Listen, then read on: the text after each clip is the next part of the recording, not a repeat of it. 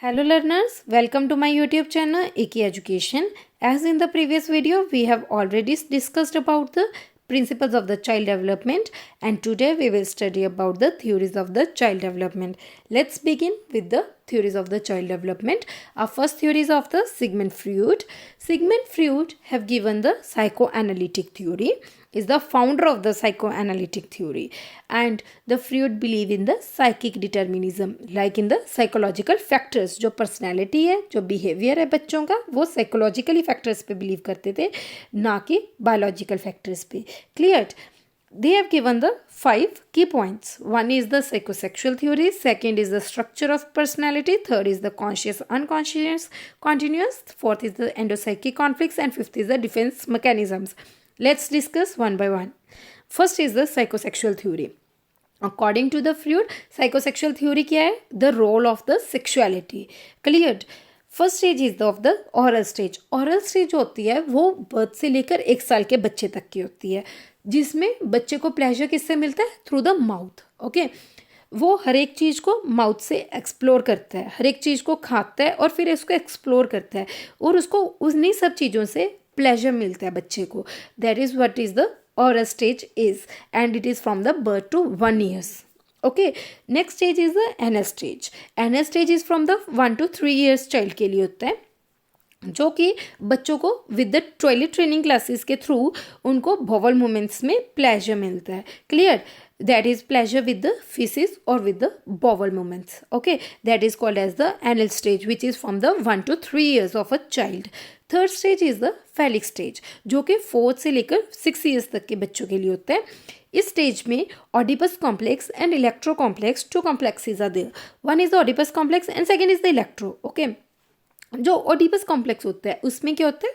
Boys id impulses involve desires for the mother, and Electra complex में क्या होता है? Girls id impulses involve the desires for their father.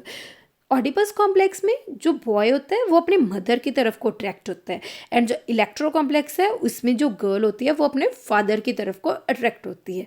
Cleared? Next stage is the latency stage, that is from the 6 to 12 years. इसमें जो बच्चे होते हैं, बच्चा इसमें एजुकेशन में एंड और मैटर्स में इन्वॉल्व हो जाता है. Clear?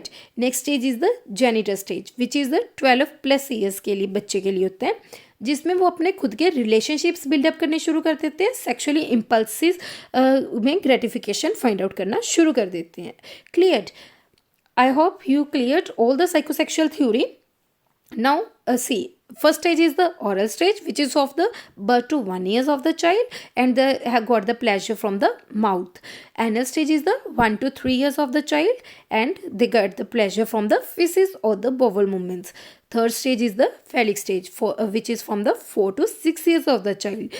One is the Oedipus complex and second is the electro complex. Oedipus complex में क्या है? बॉय अपनी मदर की तरफ को अट्रैक्ट होता है, एंड इलेक्ट्रो कॉम्प्लेक्स में क्या है? गर्ल अपनी फादर की तरफ को अट्रैक्ट होती है. Clear? Latency stage is the from the 6 to 12 years, जिसमें बच्चा एजुकेशन एंड अदर मैटर्स में इन्वॉल्व होता है. जेनिटल स्टेज में क्या होता है? 12+ years के बच्चों के लिए होता है, जिसमें वो अपने न्यू रिलेशनशिप्स बिल्डअप करते हैं, ऑपोजिट सेक्स की तरफ को अट्रैक्ट होना शुरू हो जाता है.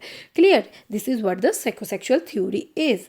Now let's discuss about the structure of the personality which is given by the Freud. Freud have given the 3 structures of the personality. One is the id, second is the ego, and third is the superego. Let's simplify it. Clear? id क्या होता है? ईद होता है true psychic reality. इसमें क्या होता है? जो बच्चा होता है, जैसे कि बच्चा होता है वो क्रिएटिव होता है, ठीक है, कुछ कंस्ट्रक्ट करता रहता है. That is the true psychic reality. जो बच्चे के अभी कुछ एक्सपीरियंस नहीं करता, वो रियलिटी को नहीं समझता, वो जस्ट कुछ कंस्ट्रक्ट कर रहा है जो उसके माइंड में, उस पार्ट को हम ईद कहते हैं. Second is the ego. Ego में क्या होता है? जो माइंड की कंस्ट्रक्शंस होती हैं एंड रियलिटी में डिफरेंस समझ में आना शुरू हो जाता है. Distinguishes between the need of the mind and reality. That is what called as the ego. And what is the super ego? जिसमें सही और गलत का पता चलना शुरू हो जाता है, डिस्टिंग्विश करना शुरू कर देते हैं कि सही क्या है, गलत क्या है, परफेक्शन आ जाती है, मोरालिटी आ जाती है. Clear? That is what the super ego is. जैसे कि हम एग्जांपल लेते हैं, ईद हम कह सकते हैं जैसे कि एक छोटा बच्चा होता है, वो ईद की स्टेज में होता है. जो ईगो की स्टेज में होता है वो एडोलसेंट आ जाते हैं, जब तक हमें रियलिटी एंड क्रिएटिविटी में कंस्ट्रक्शन में डिफरेंस समझ में आना शुरू हो जाता है। एंड जो थर्ड होता है वो सुपर ईगो होता है, जिसमें हम परफेक्शंस, जैसे कि हमारे एज्ड लोग होते हैं वो एक परफेक्ट होते हैं, उनको सही एंड गलत के बारे में क्लियरली पता होता है। That is what the structure of the personality which is given by the fruit. Clear? Now let's discuss about the conscious unconscious continuum. What is the conscious? Conscious is the किसी चीज़ के बारे में हम aware हैं. What is the unconscious? किसी चीज़ के बारे में हम अवेयर नहीं हैं. Clear?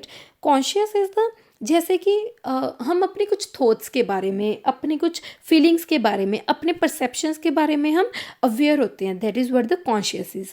बट अनकॉन्शियस में हम किसी चीज़ के बारे में अवेयर नहीं होते, हम कुछ एक्सपीरियंसेस कर करके उनको सीखते हैं. That is what the unconscious continuum is. I hope you cleared all the 3 points. Now let's see about the endopsychic conflicts. Endopsychic conflicts क्या होते हैं, जो कि हमने इसमें पढ़ा था. एंडोसाइकिक कॉन्फ्लिक्ट्स. एंडोसाइकिक कॉन्फ्लिक्ट्स क्या होते हैं, जो साइकिक कॉन्फ्लिक्ट्स होते हैं, जो हमारे माइंड में कुछ कॉन्फ्लिक्ट्स चल रहे होते हैं.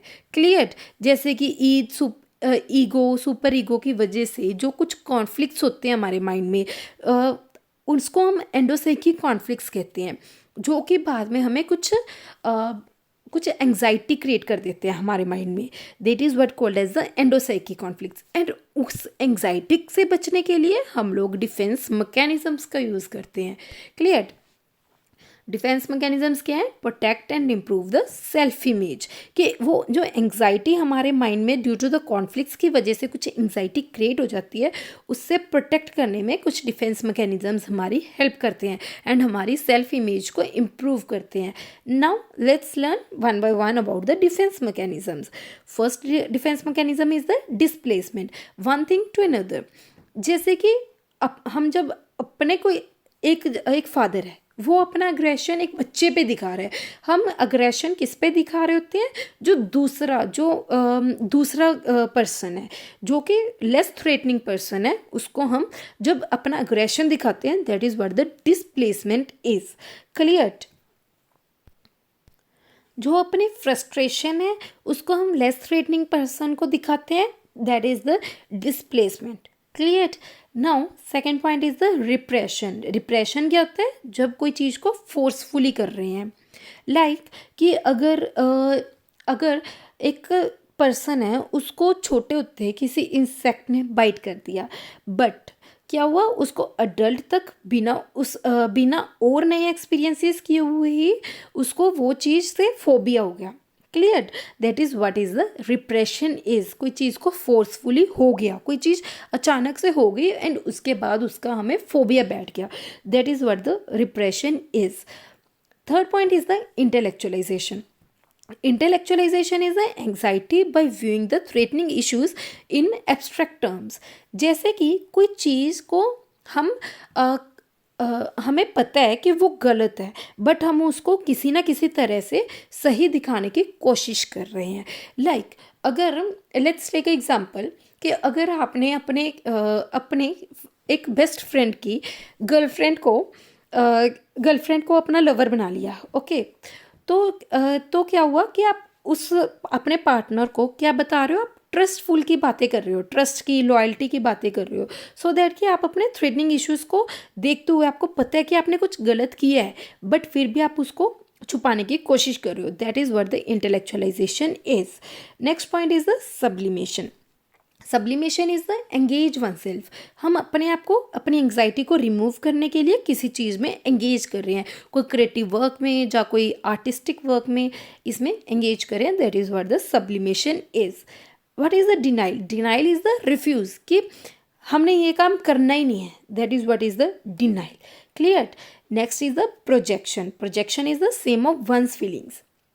जैसे कि I hate you because you hate me. मैं क्यों तुमको हेट करता हूँ? Because you hate me. That is what the projection is. Clear? Rationalisation. Rationalisation tells about the logics. Like कि एक फादर ने अपने आप को डिफेंड करने के लिए एक बच्चे को बहुत ज़्यादा बैडली पीटा, ठीक है, बट उसको वो बाद में क्या एक अनयूजेबल सा रीज़न दे रहा है कि उस बच्चे वो उसके बेनिफिट के लिए उसको मार रहा है. That is what the rationalisation is, कि खुद को डिफेंड करने के लिए दूसरे को हम मार रहे हैं but without any reason. Cleared. Next point is the reaction formation. Reaction formation is कि feeling show something and opposed something.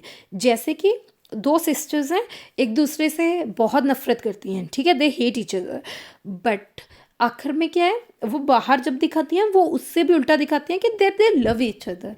That is what the reaction formation is. I hope you all understand these videos, and tomorrow we will discuss next of the theories. Thank you so much, learners. I hope you like our video. If you like our video, please like, subscribe, share and comment below if you have any queries, and press the bell icon so that you get all the notifications of our next videos. Thank you so much, learners.